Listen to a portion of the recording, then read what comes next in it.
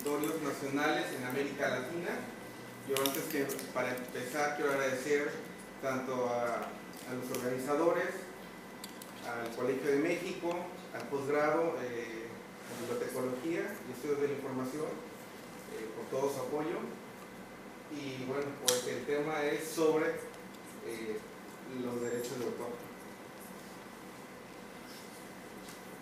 Han pasado 15 años desde la promulgación de la primera iniciativa de acceso abierto, y con esto lo que nos lleva a reflexionar es que hemos transitado por muchos caminos acerca sobre, puede ser la organización, la codificación, la catalogación, el acceso, el uso, pero en ese ínter están justamente el derecho de autor. Desde que el acceso abierto irrumpió en el sistema se han cambiado muchos sistemas de comunicación en cuanto a los procesos editoriales externos o internos de una universidad. En el caso, por ejemplo, de las universidades, los investigadores ya no solo publican publican para proveedores de información que son como por pago, sino también tienen esta posibilidad de darle visibilidad a su investigación a partir de poner su producción en acceso abierto. ¿Cuál es el reto de los bibliotecarios? Bueno, fundamentalmente yo lo relacioné con el cuarto porque tiene mayor relevancia con lo que hacemos, la calidad de la educación, todo lo que la universidad, las instituciones, los centros producen, cómo ponerlos a disposición de la sociedad, cómo todo esto que está en la parte superior, bajarlo hacia la sociedad. Y ese es el gran reto. Y en este reto nos encontramos con cuestiones técnicas y legales. La disposición de contenidos académicos y científicos a la sociedad implica también una voluntad, implica que el creador diga: yo quiero poner quiero transmitir mis derechos, quiero ceder, quiero darles para que ustedes puedan reproducir, imprimir, enlazar, copiar mi investigación. En este trabajo lo que se partió, lo que se vio fue que en este proceso de transmisión es complejo y era necesario que nosotros pudiéramos ver cuáles son los elementos que la ley nos dice o está estipulado en cada ley, que ahorita vamos a ver. En el proceso, por ejemplo, para poder crear una idea, para poder crear una obra, empieza con la mente, el proceso de creación y la fijación. La última palabra, que es fijación, es muy recurrente en la ley, porque la fijación esta última, el derecho de autor no protege las ideas en sí mismas, lo que está en la mente no lo protege, lo que protege es lo que está en un soporte material. Y entonces, una vez que está fijada en un soporte material, tenemos dos elementos, el derecho moral y el derecho patrimonial. El derecho moral es intransferible, es como un padre un hijo, nunca puede negar que es su hijo. Y en el caso del derecho patrimonial se pueden ceder, se pueden transmitir, se pueden dar por medio de contratos. Vamos a ver más adelante. Para este estudio, para este trabajo, estudié las leyes en relación con México, Colombia, Brasil, Argentina y Chile. Cada una de estas leyes tiene protección a los derechos patrimoniales. México es uno de los países que protege más a los derechos de autor, creo que 100 años después de la muerte del autor. En Colombia creo que es 80 años, después viene Brasil con 70 años, la protección de Argentina dura 70 años también y la de Chile 70, es decir, México es uno de los países que tiene como un candado mayor en la protección del derecho de autor. Y bueno, frente a esto, ¿qué hemos hecho? ¿Qué hemos avanzado en América Latina? Nosotros hemos trabajado en utilizar las licencias Creative Commons. Siempre nos dicen que son de fácil adopción, porque además anteponen los derechos privados a beneficios de la sociedad para que se puedan distribuir las obras, para que se puedan acceder a los contenidos. En este caso, las licencias son, la licencia Creative Commons es la más utilizada en repositorios tanto nacionales como temáticos en América Latina. Esta es la licencia que es la más utilizada porque lo que dice o lo que le permite al autor es que su obra pueda ponerse en acceso abierto, pero que no pueda modificarse y que se le dé siempre el crédito correspondiente al autor. Esta es la licencia más usada. Pero esta es la licencia más usada, pero vamos a ver si cumple con los requisitos. Y entonces la pregunta es, ¿cumplen con los requisitos que establece la ley en cada país? Y bueno, los requisitos que pude analizar son contrato de transmisión de derechos patrimoniales, que es necesario para que se celebre una licencia o para que exista un acuerdo, que exista una licencia, que haya una remuneración, un pago económico al momento de transmitir los derechos patrimoniales, y el principio de temporalidad. Vamos a ver si eso cumple.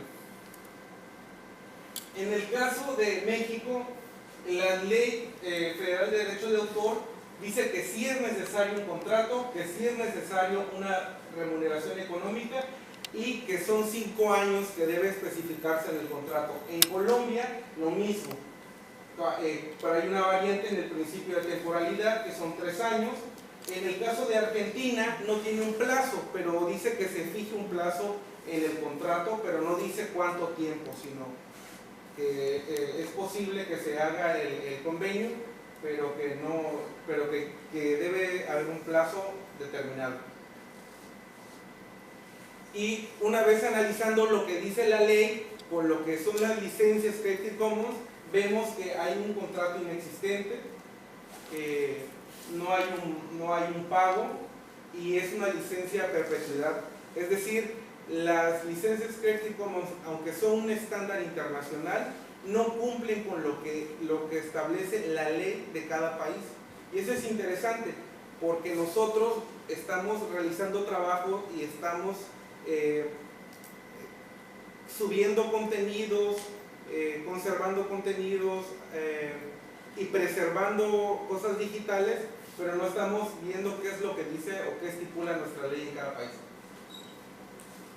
Bueno, una de las conclusiones que llegué finalmente es que estas licencias se tendrían que analizar, revisar y homologar los procedimientos, cómo se están dando estos, cómo se están transmitiendo los derechos. El gran problema, el gran reto o el área de oportunidad que existe en América Latina para los repositorios, para el acceso abierto, es la transmisión de los derechos. Ese es el reto, más allá de otro asunto, es cómo se transmite en nuestra universidad los derechos. En qué momento el bibliotecario va a identificar dónde está transmitiendo su derecho, qué es lo que quiere dar, porque al final de cuentas la obra, la investigación, los datos son del autor, y él es el que está ofreciendo esos datos para que se puedan publicar. Entonces la gran pregunta es identificar, o la gran tarea es identificar en qué momento se está haciendo la transmisión de derechos patrimoniales. Y bueno, el procedimiento tanto de manera local, regional y nacional. Hace falta una integración por parte de países que tienen la misma ley, que comparten los mismos códigos en algunas partes, para poder fortalecer sus procedimientos y así homologar criterios.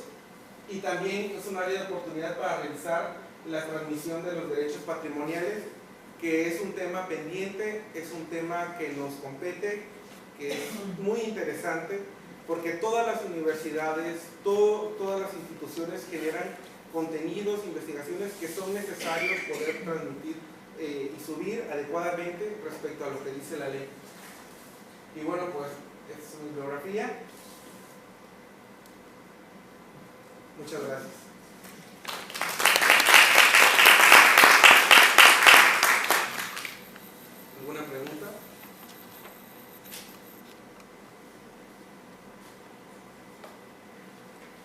Máximo.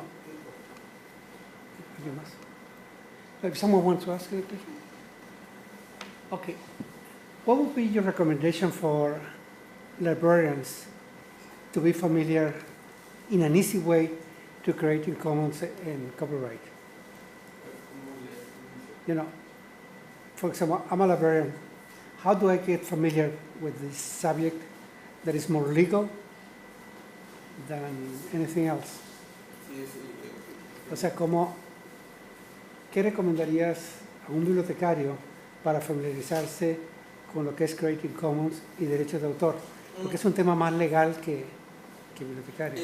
Sí, es un tema complejo, pero creo que es necesario. Yo creo que lo primero que tenemos que hacer es lo que dice nuestra ley, leer lo que dice la ley de cada país. Creo que es indispensable y creo que eso se debe de, no sé si en la mayoría de las universidades existan clases donde nos enseñen a cómo leer o las leyes o cómo se hace este primer acercamiento a partir de conocer lo que dice la ley. Y la segunda es revisar las licencias Creative Commons, qué traen, qué es lo que generan en realidad. No estoy diciendo que estoy en contra de usar las licencias, pero siempre, yo creo que es necesario como profundizar más en el contrato que se está celebrando siempre con algo. Siempre cuando compras una tele o compras una cámara o un celular, nunca lees el contrato y firmas así. Entonces yo creo que lo mismo pasa con Creative Commons. Todo el mundo lo está usando, todo el mundo cree que es bueno, no lo dudo, pero habría que revisar que en cada país cumpla con los requerimientos mínimos, con las estipulaciones básicas solamente. Y en América Latina, la ley federal de derecho, en América Latina el derecho de autor es muy preciso, es distinto al copyright.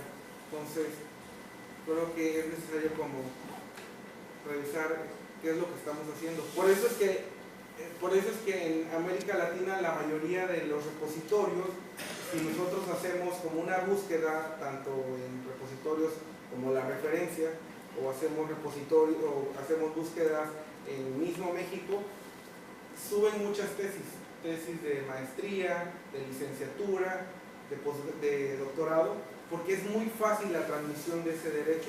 Pero ¿qué pasa con lo que se produce en una universidad? Con lo que está produciendo el investigador, los datos duros. ¿Cómo subes eso? ¿Cómo te los pueden dar? Si ese investigador ya cedió sus derechos a algunas editoriales. Entonces, ¿cómo recuperas esa información? Ese es el punto. Gracias.